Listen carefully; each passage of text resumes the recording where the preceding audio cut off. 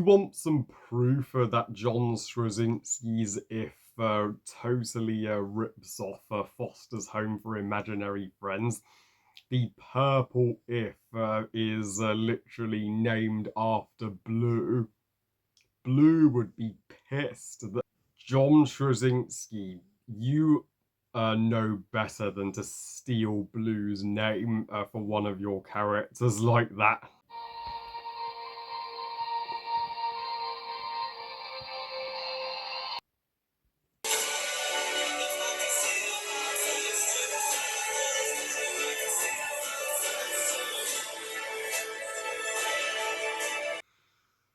Ah, John Straczynski.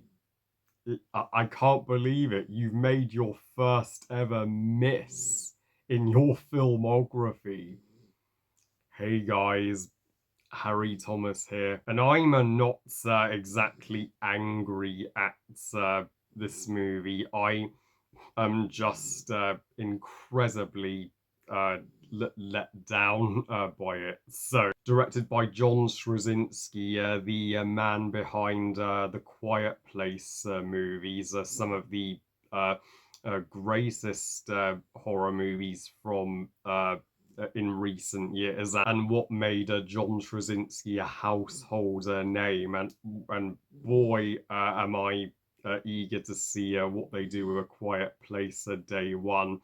And this is John Straczynski's first attempt at a family movie after the horror genre. So, If tells the story of B, played by Kaylee Fleming, as she is going through such a rough patch in her life. She has not had it easy with a devastating loss in her family, and her father currently being hospitalized for heart surgery. And then she comes across this dude, Cal, played by Ryan Reynolds, who shows her the ifs, the imaginary friends who their kids have long forgotten now that they have reached adulthood. So it's up to B and Cal to return the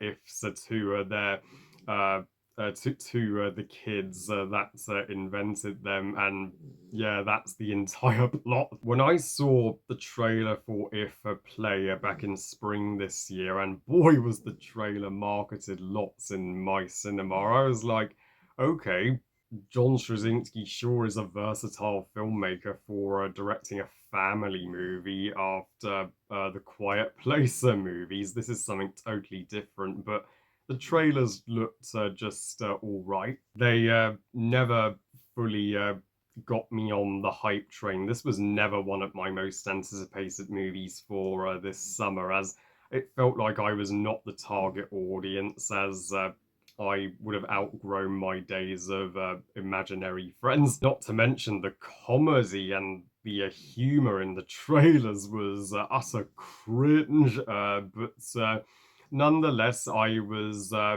begging for John Straczynski to prove me wrong, and I wanted this movie to be a beautiful and heartwarming family picture that's that I would one day sit with my future children, and I wanted it to feel like a live action Pixar or a live action Foster's Home for Imaginary Friends, uh, and I hate to burst your bubble, because even though this movie has a mixed rating on Rotten Tomatoes, some YouTube critics who I follow, particularly Tessa from Mama's Geek and Zap Pove, they were singing this movie's praise as that they were in love with it. And Tessa, she went as far as calling it one of her favorite movies of the year, with one of the best messages of the year.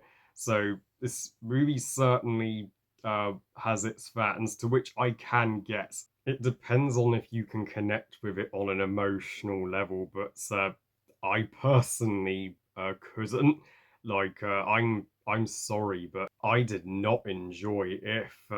that John Straczynski dropped the ball a big time with this one. And this is one of the most upsetting, tonally inconsistent, dull and derivative and predictable family movies of the past decades. Literally, this is John Straczynski's weakest film. I think everybody agrees. So this is not going to be a rant of me, you know, destroying the film or anything. It's more a rant of me just uh, ranting about just how lazy it feels and how upsetting it was to me personally. The thing that turned me right off when the movie begins is that B's mother dies of cancer, and I hated that decision. Especially as somebody like myself who has lost my mum to cancer at a young age, that deeply upset me. Like, I wanted to walk out of the movie after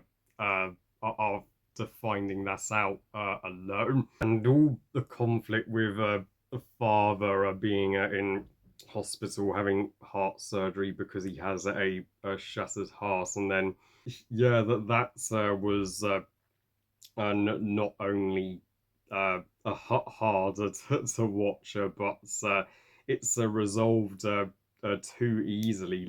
He is able to recover from that so easily and go home with B by the end. So that was rather predictable, and even uh, uh, uh, I mean, but so let's talk about the one positive I have. For if Kaylee Fleming as a B, I am thankful that B is the protagonist, even though the trailers made her look like the secondary protagonist. But Kaylee Fleming, she is Child Actress of the Year. She's just incredible, and I do wish she had got a better movie than this. I really do, and she outacts literally everybody.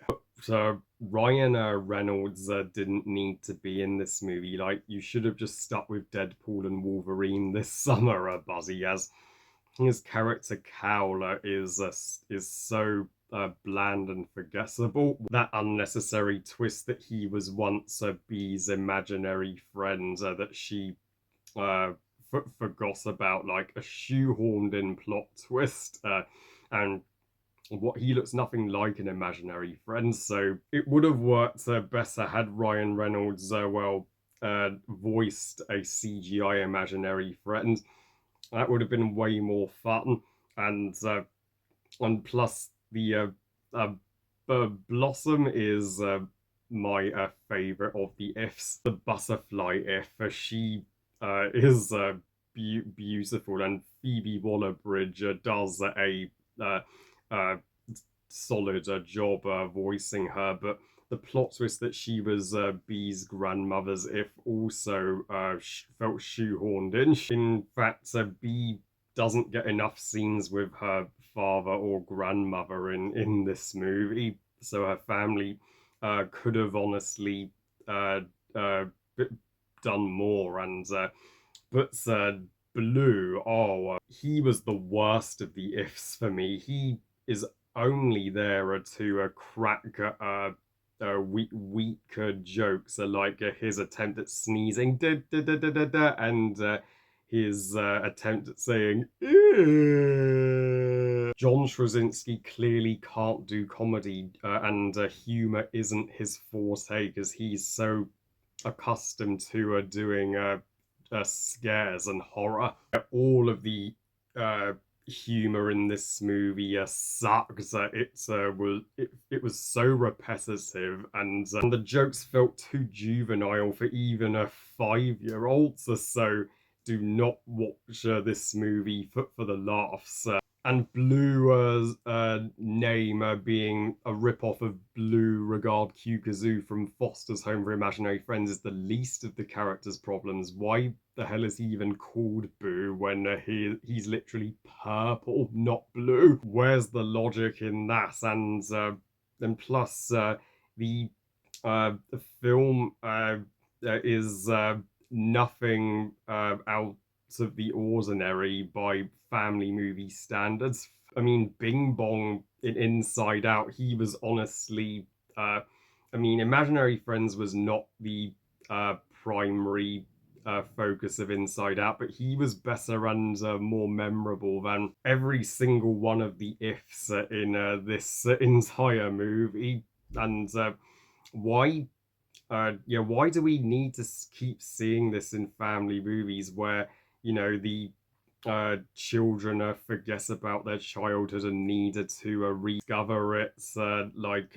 You know, Toy Story made us relish our childhood, and so did Rise of the Guardians. But why not just have the conflict of this film be about imaginary friends trying to coexist in our world? Or like, what if we had an imaginary friend as prime minister or president? Or let imaginary friends teach our children in schools? Or let imaginary friends fly planes? And now that would have been thought provoking. But the film could have gone bigger scaled and bolder, but no, it kept things way too small and safe. And again, the tonal inconsistencies don't mesh together. One minute this is trying to be a heavy drama, the next minute it's taking a break from the serious moments and trying to be a comedy. So yeah, I hate to be the party pooper of YouTube movie reviewers, but I don't like If. Give me all the hate mail, guys, but please respect my opinion. If for me is first dud of summer 2024 for me. Sorry. I give If 1 star out of 5. Fuck this movie. Also, if you want a family movie that deals with coping with death and loss and grieving, Lion King does it's a hell of a lot better than If. Oh, and I think we can all agree Inside Out 2 is going to be the goat of family movies of summer 2024 over If.